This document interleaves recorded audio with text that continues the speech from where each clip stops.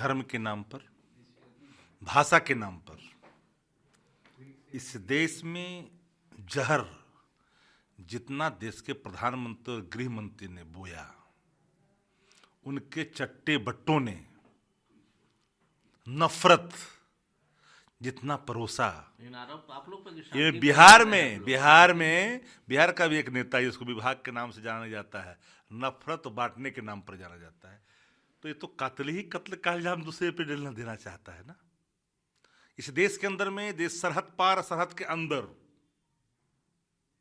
अगर नफरत बांटने वाला, नफरत परोसने वाला, समाज को तोड़ने वाला, लिंग के आधार पर बांटने वाला, निम्नता और श्रेष्ठता में समाज को कमजोर करने वाला, छुआछूत बढ़ाने वाला अगर कोई दल है, कोई नेता है, तो दल है भाजपा और नेता है देश के प्रधानमंत्री और गृह मंत्री और उनके चट्टे बट्टे।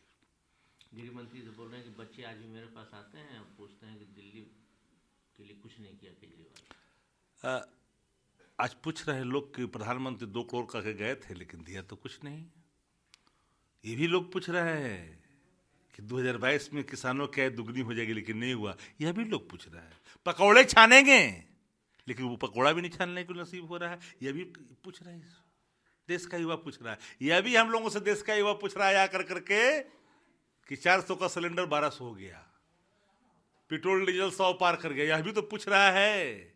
जरा पूछिए उन लोगों से जो लोग सिर्फ झूठ ही परोस कर करके झूठ की खेती करते हैं, 100 बार एक झूठ को बोलते हैं। इनके लोग उस झूठ को का जो है मार्केटिंग करते हैं। तो भाजपा का मतलब ये होता है भारत जलाओ। बड़का झूठा पार्टी बीजेपी जो झूठ और का प्रचार करते हैं और देश को भ्रमित करते देशवासियों को। आते हैं बीपीएससी पर जो एग्जामिनेशन कंट्रोलर हैं राजेश कुमार सिंह, उन्होंने कहा कि जो लड़के मांग कर रहे हैं कि री एग्जाम हो, लोग नॉन सीरियस लोग हैं। एग्जामिनेशन कंट्रोलर को भाषा पर नियंत्रण रहना चाहिए। नॉन सीरियस क्या वर्ड होता है? तुम कितने सीरियस हो कि एग्जामिनेशन केंद्र को रद्द करना पड़ा? उसमें धांधली थी तब तो तुमने एक्सेप्ट किया। पूरे परीक्षा में बड़े पैमाने पे खेल हुआ है कोचिंग माफियाओं से मिलकर के। सवाल जो पूछे गए थे, डिप्टी कलेक्टर चुने जाएंगे, सवाल पूछे गए थे गैंगमैन वाले। 5वां 6ठा क्लास का सीबीएसई का विद्यार्थी उस सारे सवालों को हल कर देगा, ऐसे सवाल पूछे गए थे। और आपने जिस तरह से पूरे बिहार में सेंटरों को हाईजेक करने की कोशिश की, जैमर काम नहीं कर रहा था, हुआ रिस्पॉन्सिबल। डिस्ट्रिक्ट एडमिनिस्ट्रेशन क्या कर रहा था? ये पूरी परीक्षा शक के घेरे में है, इसलिए री एग्जाम की मांग है। बड़े पैमाने पर खेल हुआ है, इसलिए री एग्जाम होनी चाहिए। बच्चों की मांग न्याय संगत और तर्क संगत है, पर पूरे सत्याग्रह को कमजोर किया है जाति धर्म के नाम पर कुछ बाजारी सुखंडियों ने, सत्ता प्रतिष्ठान के इशारे पर। महंगी लग्जरियस इक्विपमेंट लेकर के बैठा हुआ है। जाएंगे आएंगे विसर्जन करेंगे, आएंगे जाएंगे विसर्जन करेंगे। 3-3 करोड़ का इक्विपमेंट लेकर बैठा हुआ है। ऐसा आपने सुना है क्या? धरना ऐसा अगर सुन लेते धरना, वरना क्या होता मैं नहीं कह नहीं सकता। कोई सुनने वाला है क्या? ये तो सिर्फ मजाक बना करके रख दिया।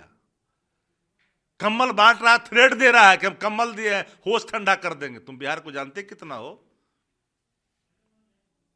तुम्हारा डीएनए एंटी रिजर्वेशन है। तुम कहां से पक्षकार हो सकते हो? इसलिए महंगे इक्विपमेंट दिखा कर करके ये ड्रामा बंद करो। री एग्जाम प्रतिपक्ष की पहली प्राथमिकता है और मांग है हमारी। आप जिनका नाम ले रहे हैं, ये कौन है? प्रशांत किशोर। मैं नहीं जानता कौन है ये बाजारों शिखंडी। सरकार से उनकी मिली भगत है क्या? हमने कहा सत्ता प्रतिष्ठान के इशारे पर बाजारू शिखंडी और बेबी प्रोजेक्ट इस पूरे सत्याग्रह को जो शांतिपूर्वक मूर्त रूप ले चुका था, देश इसको बल दे रहा था, नैतिक कमजोर कर दिया, पिटवा दिया लोगों को ले जाकर करके। इंटेलिजेंस को पता नहीं था क्या, पुलिस को पता नहीं थे कि गर्दनीबाग से लोग यहाँ आ रहे हैं। क्या कर रहा था इंटेलिजेंस और फोर्स? बिना सरकार के इशारे पर वहां लोग पहुंचा था, पिटवाने के लिए बुलाए थे, लहूलुहान किया था बेटियों को, बच्चों को। वो कौन थे? आप ही के बेटा थे ना, आप ही की बेटी थे ना। मांग क्या था? एग्जाम क्या जा रहा था? क्यों नहीं होने दिया एग्जाम? पूरे खेल में कोचिंग माफिया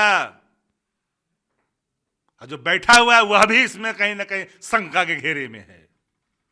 महंगी लग्जरियस इक्विपमेंट लेकर करके धरना दे रहे हैं, प्रदर्शन कर रहे हैं। जाके पैर न फटी बियाई, वो क्या जाने पीर पर आई।